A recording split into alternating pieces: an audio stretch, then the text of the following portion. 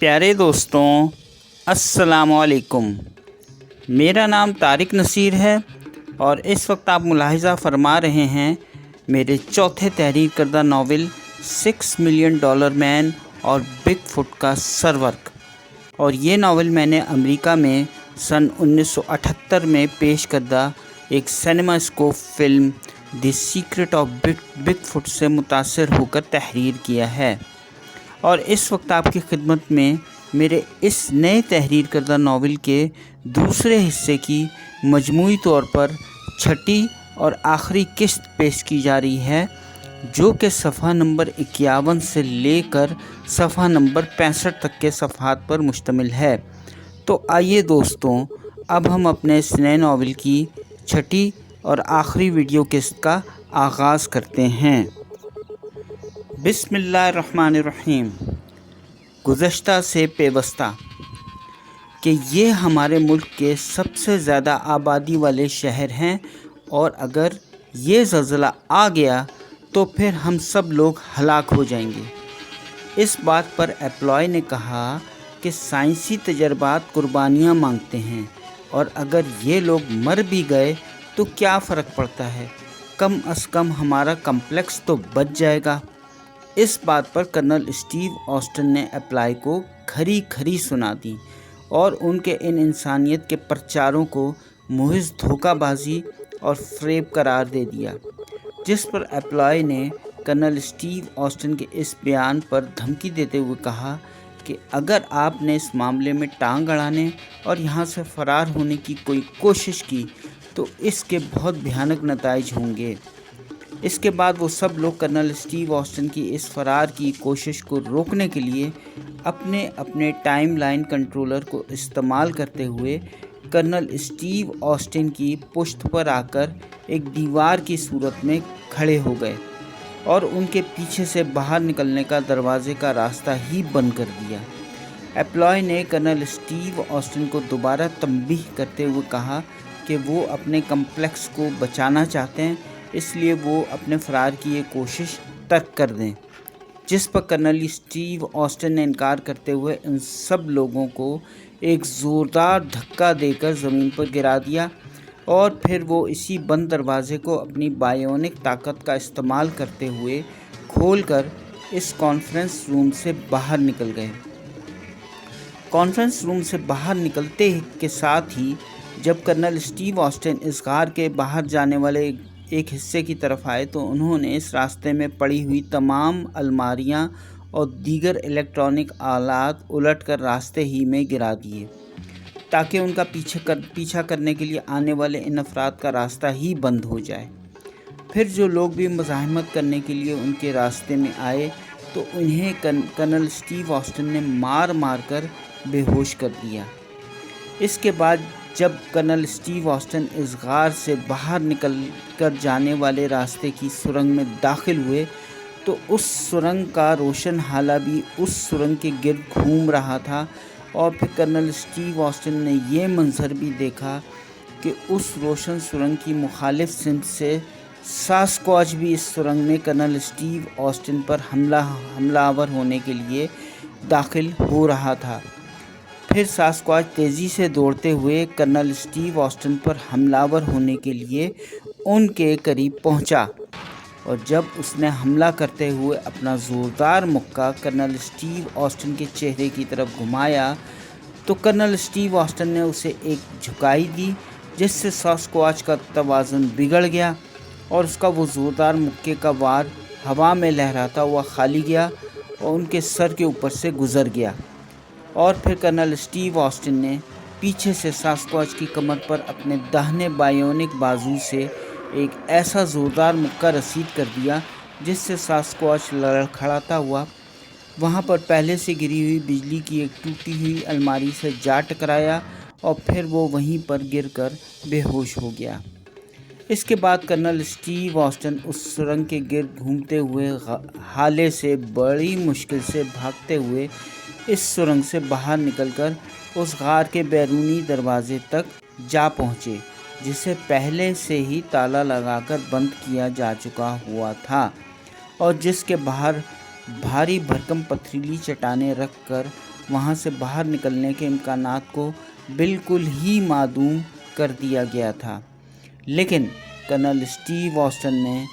इस दरवाज़े को अपनी बायोनिक टांगों से एक ही ज़ोरदार धक्का मारकर तोड़ दिया। फिर कर्नल स्टीव ऑस्टिन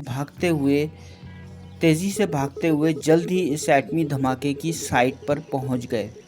और उन्होंने जल्द ही इस जगह का सुराग लगा लिया जहां पर यह एटम बम और इसका डेटोनेटर नस्ब किया गया था। जबकि अब एटमी धमाका होने में महज 2 मिनट का वक्त ही बाकी रह गया था।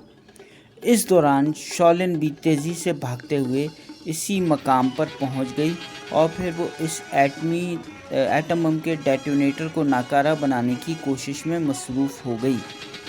जब शॉलिन इस एटम बम के डेटोनेटर को नाकारा बनाने के लिए इसका जायज़ा ले रही थी, तो इस दौरान ही कर्नल स्टीव ऑस्टिन भी वहां पर पहुंच गए और फिर शॉलिन ने कर्नल स्टीव ऑस्टिन के सामने अपने इस कम्प्लेक्स को इस ज़लज़ले की तबाही से बचाने के लिए मज़ाहिमत पेश करनी शुरू कर दी। लेकिन अब जबकि इस एटम बम के धमाके के होने में बहुत ही कम वक्त बाकी रह गया था, इसलिए कर्नल स्टीव ऑस्टिन ने अपनी और शॉलिन की ज़िंदगी को बचाने के लिए शॉलिन को ज़बरदस्ती अपने बाजुओं में उठा लिया और फिर शॉलिन को ज़बरदस्ती उठाकर तेज़ी से भागते हुए इस एटम बम के धमाके के मकाम से दूर लेकर जाने की जद्दोजहद करने लगे। लेकिन इसी दौरान वो ज़ेर ज़मीन नस्ब एटम बम एक ज़ोरदार धमाके के साथ अपने मुकर्ररा वक्त पर फट गया।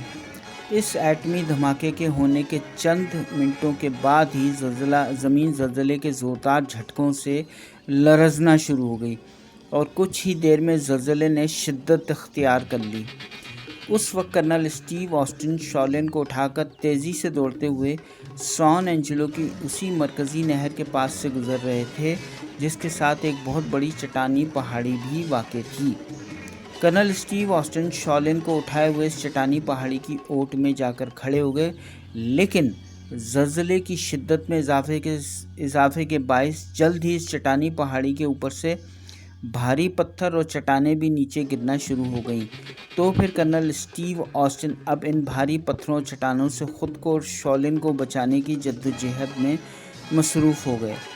लेकिन इस चट्टानी पहाड़ी से गिरने वाले चंद पत्थर कर्नल स्टीव ऑस्टिन के सर पर भी आकर गिरे, जिससे वो उसी जगह पर गिर पड़े और बेहोश हो गए। इधर एप्लाई का इस पहाड़ी गार में बना हुआ ये खुफिया कम्प्लेक्स भी ज़लज़ले के इन शदीद झटकों के बायस बुरी तरह से लरज़ रहा था और इस कम्प्लेक्स का ये अमला इस खौफनाक ज़लज़ले की शिद्दत से बचने और इस गार की छत से गिरने वाले चट्टानी मलबे के गिरने से बचने के लिए अपनी जद्दोजहद में मसरूफ़ था। तो फिर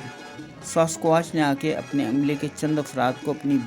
अपनी पनाह में लेकर उनकी जान बचाने की कोशिशें शुरू कर दी, क्योंकि अब इस गार की छत का मलबा इन लोगों के ऊपर गिरना शुरू हो चुका था, जिससे इस कम्प्लेक्स की मशीनरी को भी शदीद नुकसान पहुंच रहा था और बहुत से लोग शदीद ज़ख्मी भी हो रहे थे। ऑस्कर गोल्डमैन के बेस कैंप में भी ज़लज़ले के शदीद झटके लग रहे थे और वहाँ पर भी सब लोग ज़मीन पर बैठकर अपनी जान बचाने की कोशिशें कर रहे थे, जबकि ज़लज़ले की शिद्दत में मुसलसल और तेज़ी के साथ इजाफा होता चला जा रहा था। इस खौफनाक ज़लज़ले के ये ताकतवर झटके तकरीबन 4 मिनट तक जारी रहे और बिलाखिर 4 मिनट के बाद ये झटके आहिस्ता आहिस्ता करके थमने लगे, तो तब सबकी जान में जान आई। कर्नल स्टीव ऑस्टिन को भी बस थोड़ी ही देर में होश आ गया और उनके होश में आते ही तो शॉलिन कर्नल स्टीव ऑस्टिन पर चिल्लाना शुरू हो गई कि तुमने अपने लोगों की जान बचाने के लिए मेरे लोगों को इस ज़लज़ले में मरवा दिया है। जिस पर कर्नल स्टीव ऑस्टिन ने शॉलिन को तसल्ली देते हुए कहा कि हो सकता है कि वो सब लोग ज़िंदा बच गए हों, आओ मेरे साथ चलो, अब हम तुम्हारे कम्प्लेक्स में चलकर उन लोगों की मदद करते हैं। मुझे उम्मीद है कि वो सब लोग ज़िंदा बच गए होंगे और महफूज हालत में होंगे। फिर कर्नल स्टीव ऑस्टिन ने शॉलिन के टाइमलाइन कंट्रोलर की तरफ इशारा करते हुए पूछा कि क्या तुम इस साले को इस्तेमाल करते हुए मेरी ही तेज़ रफ्तारी से भाग सकती हो, जिस पर शॉलिन ने इस बात का जवाब इस्बात में दिया और फिर वो दोनों तेज़ी से भागते हुए इस कम्प्लेक्स के पहाड़ी गार की तरफ रवाना हो गए। जब वो दोनों इस कम्प्लेक्स के गार के दाखिली दरवाजे से इस गार में दाखिल हो रहे थे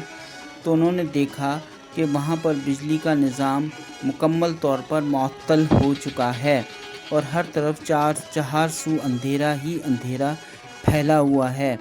और हर तरफ पहाड़ी पत्थरों का मलबा गिरा और बिखरा हुआ है। शॉलिन ने इस बैरूनी सुरंग के करीब पहुंचकर वहां पर मौजूद हंगामी इस्तेमाल के लिए रखी हुई हंगामी टॉर्च उठाई और उसे उठाकर वो दोनों इस सुरंग में दाखिल हो गए। जैसे ही वो दोनों इस सुरंग के ज़रिए इस कम्प्लेक्स में दाखिल हुए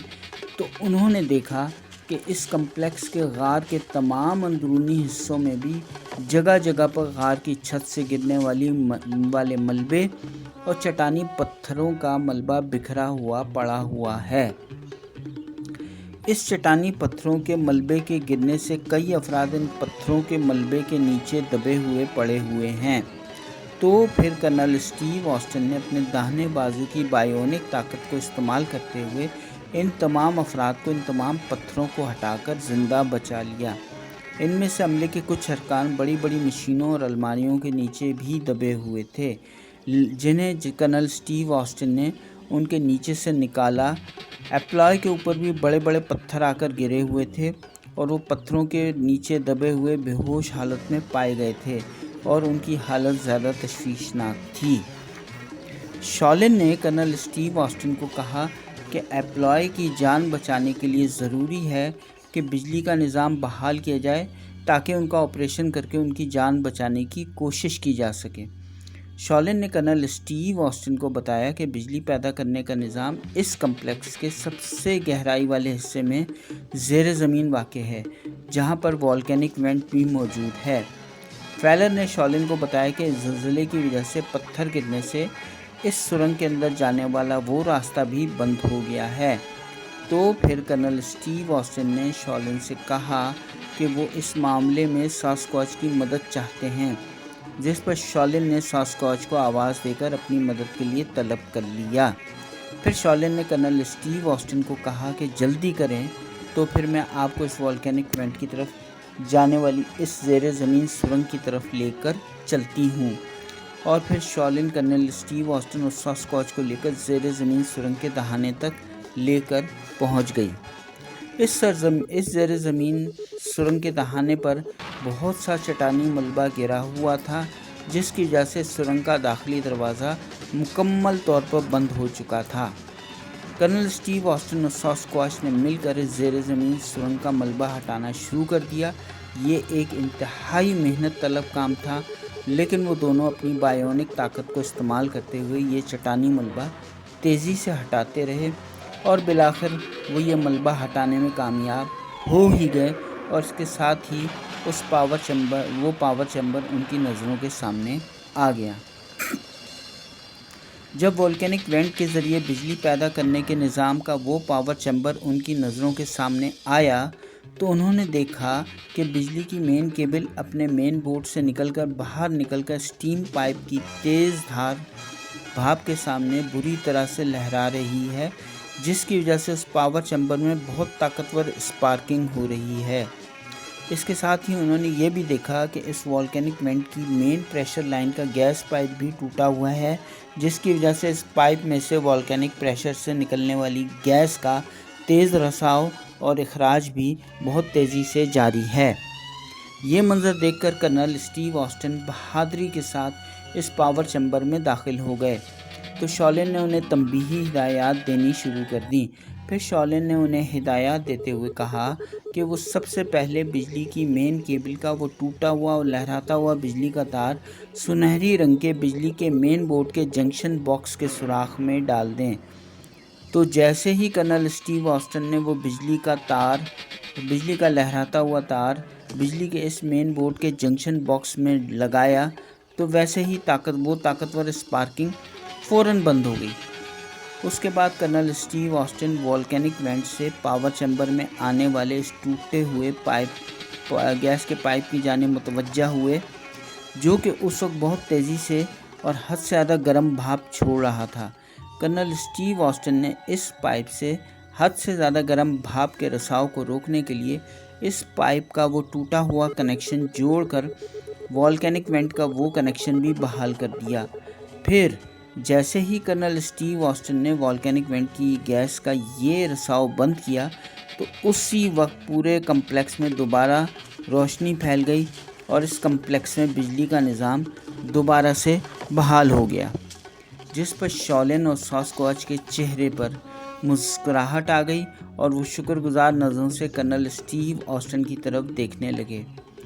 پھر جب یہ سب لوگ آپریشن تھیٹر میں پہنچے تو اس وقت ایپلائے مریضوں کے بستر پر بے ہوشی کی حالت میں لیٹے ہوئے تھے۔ تو تب شولن نے ایپلائے کو نیوٹریکسن 3 سیرم کا وہ انجیکشن لگا دیا۔ شولن نے کرنل اسٹیو آسٹن کو بتایا کہ اب ایپلائے کے جسم میں جو بھی انفیکشن ہوگا وہ جلد ہی ٹھیک ہو جائے گا اور جلد ہی صحت یاب ہو جائیں گے۔ اس کے بعد شولن نے کرنل اسٹیو آسٹن سے پوچھا کہ کیا اب وہ باہر جانے کے لیے تیار ہیں، جس پر کرنل اسٹیو آسٹن نے اس بات میں جواب دیا۔ اس کے بعد شولن نے کرنل اسٹیو آسٹن کا شکریہ ادا کرتے ہوئے کہا کہ آپ نے ہم سب کی جان بچا کر ہم سب پر ایک بہت بڑا احسان کیا ہے اور ہم سب کبھی بھی آپ کے اس احسان کا بدلہ نہیں اتار سکیں گے اور ہم آپ کو کبھی بھی فراموش نہیں کر سکتے۔ شولن نے کرنل اسٹیو آسٹن سے مزید یہ بھی کہا کہ یہ بات تو آپ اچھی طرح سے جانتے ہی ہیں کہ ہم آپ کے یہاں سے جانے سے قبل آپ کے دماغ میں موجود اس کالونی سے متعلق آپ کی تمام یادداشتوں کو مٹا دیں گے، جس پر کرنل اسٹیو آسٹن نے اس بات میں جواب دیا۔ اس کے بعد عملے کے دیگر افراد نے بھی کرنل اسٹیو آسٹن کا شکریہ ادا کیا، جبکہ کرنل اسٹیو آسٹن نے اپنے پیچھے کھڑے ہوئے ساسکواچ کا ایک ٹیم کی طرح کام کرنے پر شکریہ ادا کیا، جس پر ساسکواچ نے بھی اسٹیو آسٹن کی پیٹھ پر تھپ تھپایا۔ اس کے بعد شولن کرنل اسٹیو آسٹن کو لے کر اس آپریشن تھیٹر کے عقب میں ایک کونے میں رکھی مریضوں کی ایک مخصوص کرسی کی طرف لے گئی اور اس نے کرنل اسٹیو آسٹن کے سر پر ایک ہیڈ فون نما آلہ لگا دیا۔ پھر شولن نے اپنے پیچھے کی طرف مڑ کر دیکھا اپنے ساتھیوں کی طرف دیکھا جو اس وقت ایپلائے کی طرف متوجہ تھے۔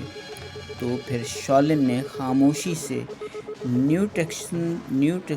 3 سیرم کی ایک چھوٹی سی بوتل کرنل اسٹیو آسٹن کے ہاتھوں میں تھما دی اور پھر شولن نے کرنل اسٹیو آسٹن کا ہاتھ اپنے ہاتھوں میں لے کر محبت بھرے انداز میں کہا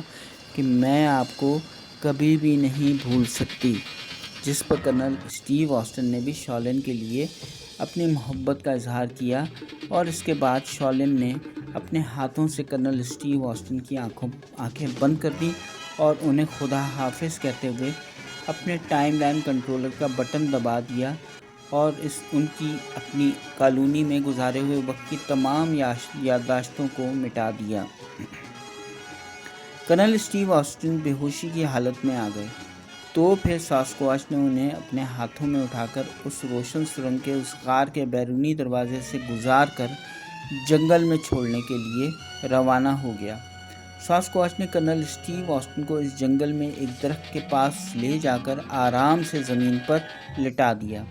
آسکر گولڈمین اور ان کے محافظین کی ٹیم کرنل اسٹیو آسٹن کو تلاش کرتے ہوئے اس مقام تک آن پہنچی تو آسکر گولڈمین کی نظر کرنل اسٹیو آسٹن پر پڑی تو وہ اور ٹام رینٹری دوڑتے ہوئے کرنل اسٹیو آسٹن تک جا پہنچے اور انہیں ہوش میں لانے کے لیے انہیں آواز دی۔ کرنل اسٹیو آسٹن جلد ہی ہوش میں آ گئے اور ہوش میں آنے کے بعد آسکر گولڈمین کو اجنبی نظروں سے دیکھا، لیکن وہ فوراً ہی پہچان گئے اور